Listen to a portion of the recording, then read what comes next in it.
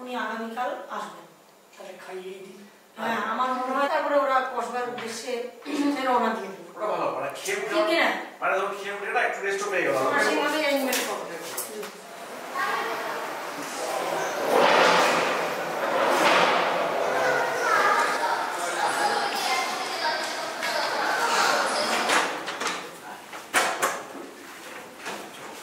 তো আজকে আমাদের মুর্শিদাবাদ জেলা থেকে আপনারা যে জনপ্রতিনিধিরা এসেছেন, আমাদের বীরভূম জেলার তরফ থেকে আপনাদের সামনে একটা তুলে ধরবেন এবং তারপরে আমরা গ্রাম পঞ্চায়েতগুলো গিয়ে আমরা ধীরে ধীরে গিয়ে আমরা সেইগুলো নিশ্চয়ই দেখব।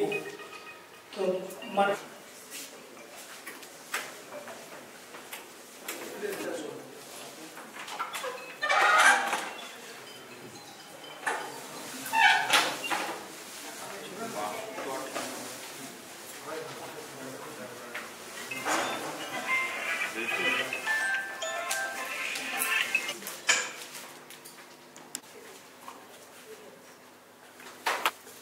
Thank you modern school of management. Birbhum জেলায় স্বাগত জানাচ্ছি। আজ 25শে আগস্ট 2025 থেকে আগামী 29শে আগস্ট 2025 অবধি আপনাদের এই 5 দিনের এক্সপোজার ভিজিট বা শিক্ষামূলক ভ্রমণের আয়োজন আমরা করছি এবং হোস্ট ডিস্ট্রিক্ট হিসেবে আমরা খুবই আনন্দিত এবং খুবই গর্বিত যে বীরভূম জেলার এতজন জনপ্রতিনিধি আমাদের জেলায় আজকে পা রেখেছেন এবং আপনাদের জন্য আমরা বোলপুর সাব ডিভিশনের বেশ কয়েকটি ব্লক এবং জিপিকে বেছে নিয়েছি। কোনো রকম আপ্যায়নের বা আতিথেয়তার কোনো অভাব আমাদের যারা আগে ট্রেনিরা ছিলেন অভাব বোধ করেননি। আজকে আমার সঙ্গে আমাদের মাননীয় অতিরিক্ত জেলা শাসক পঞ্চায়েত শ্রী কৌশিক সিনহা মহোদয়, ওনারও আসার কথা ছিল কিন্তু বিশেষ কাজ পড়ে যাওয়ার কারণে তো আজকে আমার উপর দায়িত্ব পড়তেছে আপনাদেরকে স্বাগত জানানোর এবং আজকের প্রথম দিনের ট্রেনিং শুরু করিয়ে দেওয়ার। তো অ্যাজ ডিপিআরডিও বীরভূম আমি আপনাদেরকে আবার আমাদের বীরভূম জেলা প্রশাসনের তরফ থেকে আমাদের জেলায় স্বাগত জানাচ্ছি। আমার সঙ্গে আজকে আমাদের ডেপুটি ডিপিআরডিও রত্নজিৎ দাস মহাশয়, উনিও আছেন এবং আমাদের আপনাদের নিয়ে যাব সে সম্পর্কিত একটু আলোচনা করে নিই। প্রথমত আজকে ইলামবাজার, একটি লাভপুর এবং আরেকটি নানুর।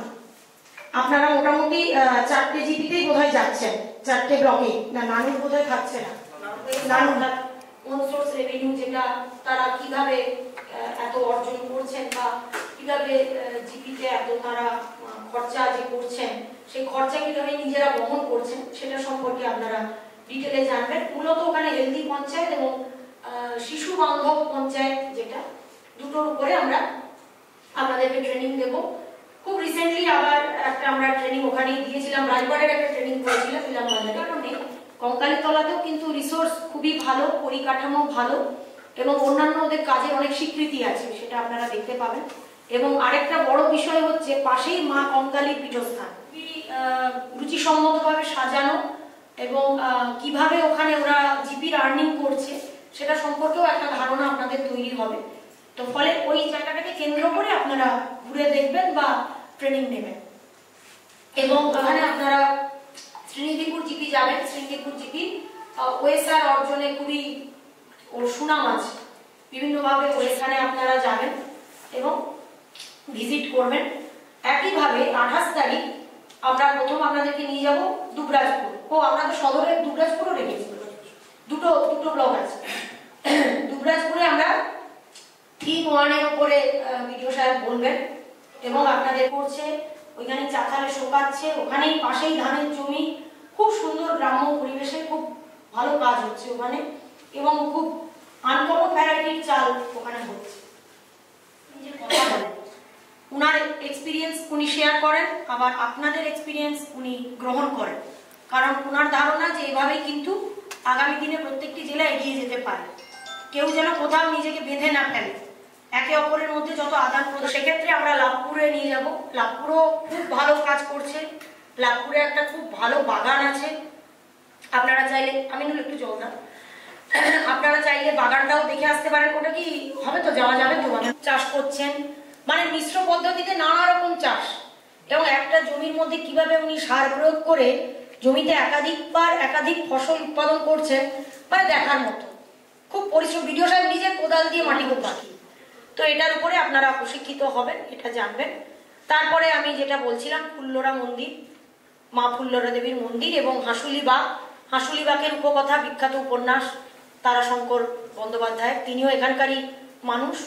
সেই হাঁসুলিবাগ, সেইটা আপনারা বিশাল কিছু যে একটা স্পট তা নয়, জাস্ট হাঁসুলিবাগ মানে ওই জায়গাটাকে কেন্দ্র করে উনি লিখেছিলেন, সেই জায়গাটা আপনাদেরকে জাস্ট একবার দেখানো হবে।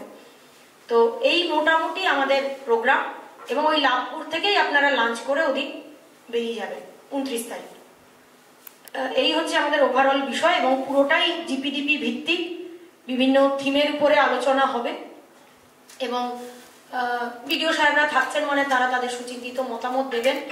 আগামীকাল বা পরশু আমরা এডিএম স্যারকে পাচ্ছি, এবং বৃহস্পতিবার আজকে সন্ধ্যার মধ্যে আসুক, কাল সকালের মধ্যে আসুক, সব ব্যবস্থা আছে, কোথাও কোনো সমস্যা হবে না। কিন্তু অ্যাটেন্ডেন্স কম হয়ে গেলে আমরা পরবর্তী ক্ষেত্রে খুব সমস্যায় পড়ে যাব। কারণ আমি স্টার্ট পার্টে কথা দিয়েছি যে আমার কোনো এক্সপোজার ভিজিটে অ্যাটেন্ডেন্স কম হয় না, এবারে মুর্শিদাবাদও ফুল অ্যাটেন্ডেন্স দেবে, এই কথা দেওয়া আছে। আপাসের ক্যাম্প হচ্ছে আমি জানি, যেখানে আপাসের ক্যাম্প নয় সেই জায়গাগুলো অন্তত একটু বলুন। আমাদের এই যে ভ্রমণমূলক, যে শিক্ষামূলক ভ্রমণের যে ব্যবস্থা করা হয়েছে, সেটাতে প্রথম থেকে ম্যাডাম কিন্তু অত্যন্ত নিবিড়ভাবে আমাদের ব্যাপারটাকে মনিটর করছেন, যেন কোথাও কোন রকম ত্রুটি না হয়, সুচারুরূপে যেন সবকিছু। আমাদের জেলায় একইভাবে এক্সপোজার ভিজিটে গেছিলেন, আপনার নবাবের দেশের লোক, সেখানে নবাবের মতোই কিন্তু আপনারা তাদেরকে সম্মান করেছেন, আতিথেয়তা দান করেছেন, সেই জন্য অসংখ্য ধন্যবাদ। প্রথমে বীরভূম একটু বলি। বীরভূম হচ্ছে, আমি যতটুকু দেখেছি বীরভূম জেলায় দাতা বাবার যেমন পাথর চাকুরি, সেখানে হয়তো আপনাদের সময় পেলে আমরা সেখানে চেষ্টা করবো আপনাদের নিয়ে যাওয়ার। তো সর্বধর্ম সমন্বয়ের এখানে একটা মানে অত্যন্ত মানে সুনিদর্শন হচ্ছে আমাদের বীরভূম জেলা, এবং যেটা প্রথমে বললাম অতিথি বৎসর, এছাড়া মানুষের জীবন জীবিকার বিগত কয়েকদিন ধরে অক্লেশ পরিশ্রমের মধ্য দিয়ে আমরা কিন্তু এই অ্যারেঞ্জমেন্টটা আপনাদের জন্য করে উঠতে পেরেছি। তো সকলকে আরো একবার স্বাগত জানাচ্ছি বীরভূম জেলায়। আপনাদের পেপার ওয়ার্ক হচ্ছে না, তো আস্তে আস্তে আমাদের পশ্চিমবঙ্গের গ্রাম পঞ্চায়েত ব্যবস্থা কিন্তু স্মার্ট গ্রাম পঞ্চায়েতের দিকে এগোচ্ছে, ডিজিটাল গ্রাম পঞ্চায়েতের দিকে এগোচ্ছে। তো সেই পরিষেবাগুলো যাতে আমরা শিখতে পারি, শিখে নিজের গ্রাম পঞ্চায়েতে সেগুলোকে ইমপ্লিমেন্ট করতে পারি, সেই জন্যই শিক্ষামূলক ভ্রমণটা চালু করা হয়েছে। আপনারা বীরভূমে এসছেন, আগে আমাদের ম্যাডাম এবং স্যার বলেছেন যে বীরভূমের মাটি একটা পুণ্যভূমি, যেখানে প্রায় 5টা শক্তিপীঠ আছে, এবং সেই সঙ্গে আপনারা সকলেই জানেন বোলপুর কবিগুরু। আমার নাম মোশাররফ শেখ, সঞ্চালক সাগরদিঘি ব্লক আন্ডার বাংলাদেশ। আমি একজন রানিং টিচার এবং শিক্ষা ডিপার্টমেন্টে আছি। আমি রঘুনাথগঞ্জ ব্লকের জামালগ্রাম পঞ্চায়েতের রশিদুল ইসলাম, লালগোলা ব্লকের লালগোলা গ্রাম পঞ্চায়েতের। ধন্যবাদ। তার আগে ম্যাডামকে অনুরোধ করবো আমরা একটা গ্রুপ ছবি যদি আমরা সকলের সঙ্গে নিতে পারি। তো চলুন।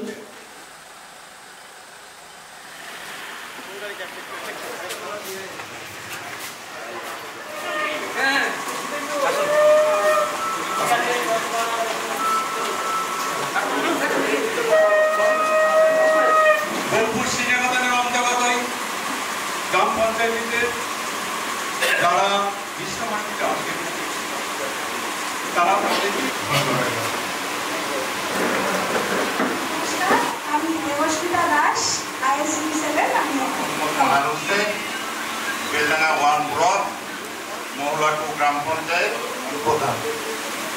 গ্রাম পঞ্চায়েতের প্রধান নমস্কার, আমি জগবন্ধু ঘোষ।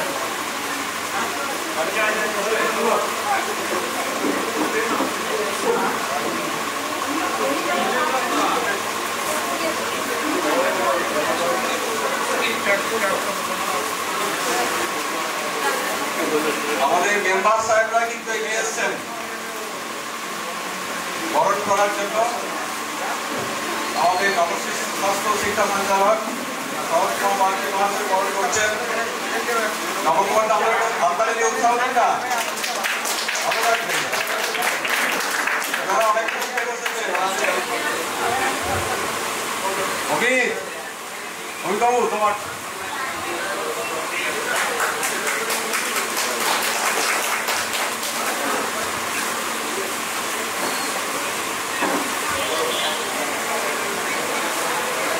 সবাইকে ওয়েলকাম আমাদের পঞ্চায়েতে।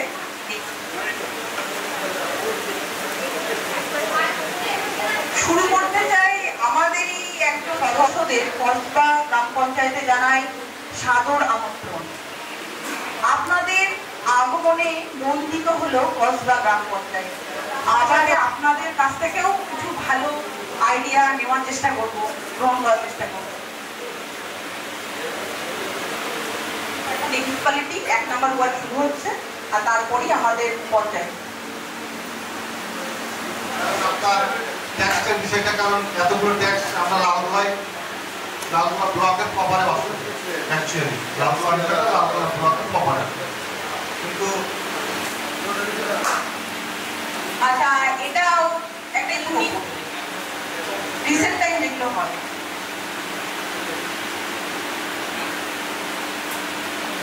আচ্ছা ওই যে বললাম আমাদের টুরিস্ট স্পট, এটা তার একটা এক্সাম্পল।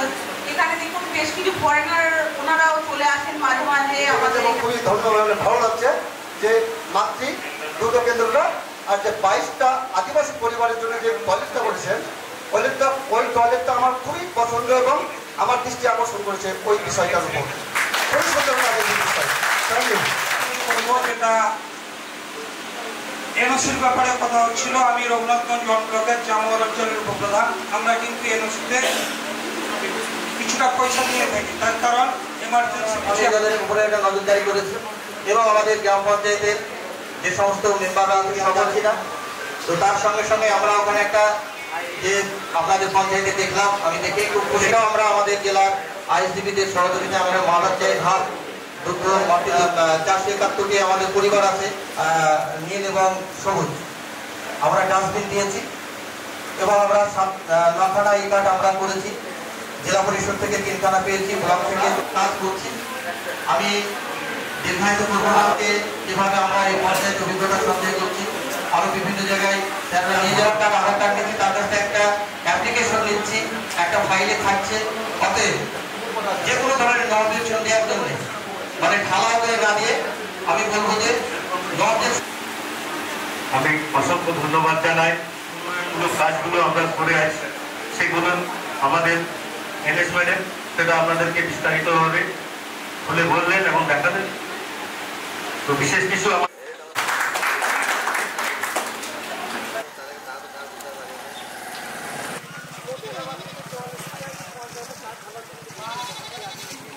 কিন্তু ঘাসটা তো শ্যাওলা শ্যাওলা করে দেয় না তো।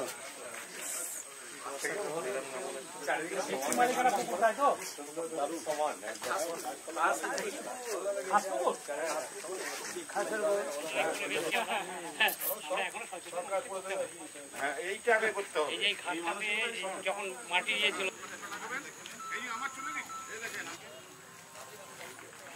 এদিকে 3টে পুরুষ আর এইদিকে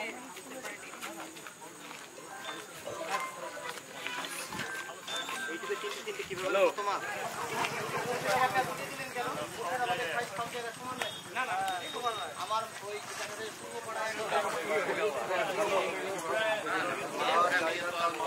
পূর্ব